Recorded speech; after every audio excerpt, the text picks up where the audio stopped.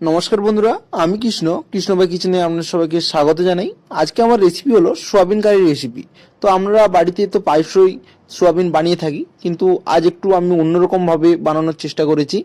তবে ভিডিওটা প্রথম থেকে শেষ পর্যন্ত দেখতে থাকুন। তো এর জন্য আমি নিয়েছি এখানে 100 গ্রাম মতো সোয়াবিন, আর এখানে আমি গরম জল করে নিয়েছি। এই 100 গ্রাম সোয়াবিনটাকে জলের মধ্যে খানিকক্ষণ একটু ফুটিয়ে নেব, যাতে এটাকে ভিজিয়ে নরম ভালোভাবে হয়ে যায়। তো দেখুন, এরপর আমি একটা বয়েলের মাধ্যমে নিয়ে নিয়েছি আর জলটাকে ঝরিয়ে নিয়েছি। এর মধ্যে দেবো সামান্য পরিমাণ লবণ, সামান্য পরিমাণ হলুদ গুঁড়ো, সামান্য পরিমাণ লঙ্কা গুঁড়ো, আর দেবো সামান্য পরিমাণ জিরে গুঁড়ো, আর দেবো ধনে গুঁড়ো, আর দেবো এখানে 100 গ্রাম আমি দই ইউজ করেছি। দইটা আপনারা ফেটিয়েও দিতে পারেন, আমি না ফেটিয়ে দিয়েছি। তবে আমি এখানে ভালোভাবে এটাকে মিলিয়ে মিশিয়ে নেব। এরপরে আমি এটাকে ভালোভাবে ম্যারিনেট করে নেব। প্রায় 2 থেকে 3 মিনিট ধরে নাড়াচাড়া করার পর এভাবে দেখুন ভালোভাবে ম্যারিনেট করে নিয়েছি। এরপর আমি এখানে একটা ঢাকা দিয়ে দেবো। ঢাকা দিয়ে আমি এটাকে 15 মিনিট রেখে দেবো। আর এখানে আমি নিয়েছি পেঁয়াজ, নিয়েছি টমেটো।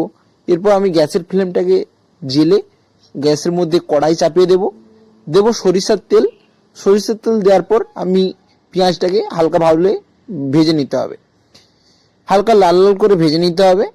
এর মধ্যে দেবো আদা রসুন বাটা, আর দেবো কেটে রাখা কাঁচা টমেটোগুলো দেওয়ার পর দেবো সামান্য পরিমাণ লবণ। এরপর 2 থেকে 3 মিনিট ধরে ভাজতে হবে, হালকা লাল করে ভাজতে হবে। এরপর দেবো কাঁচা লঙ্কা।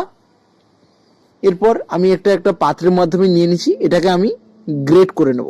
দেখুন কত সুন্দর ভালোভাবে গ্রেট হয়ে গেছে। এরপর আবারও দেবো কড়াইয়ে সরিষার তেল, আর ফোড়নে নিয়েছি গোটা গরম মশলা, যেমন দারচিনি, এলাচ, শুকনো লঙ্কা, তেজপাতা।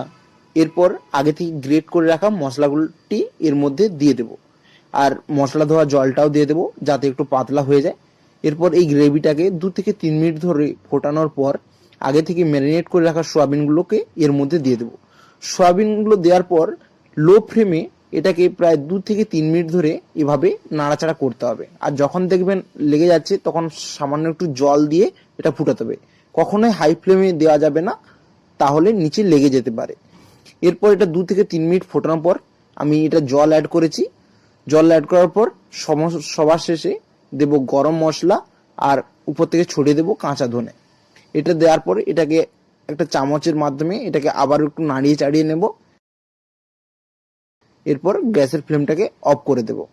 এভাবেই আপনারা বাড়িতে খুব অল্প সময়েই সোয়াবিন কারির রেসিপিটা তৈরি করতে পারবেন।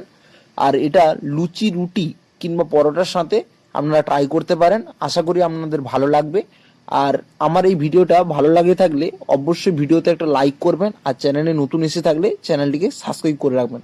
আবারও দেখা হচ্ছে নতুন একটা রেসিপি নিয়ে। ততক্ষণের জন্য আমার ভালো থাকবেন, সুস্থ থাকবেন। ধন্যবাদ।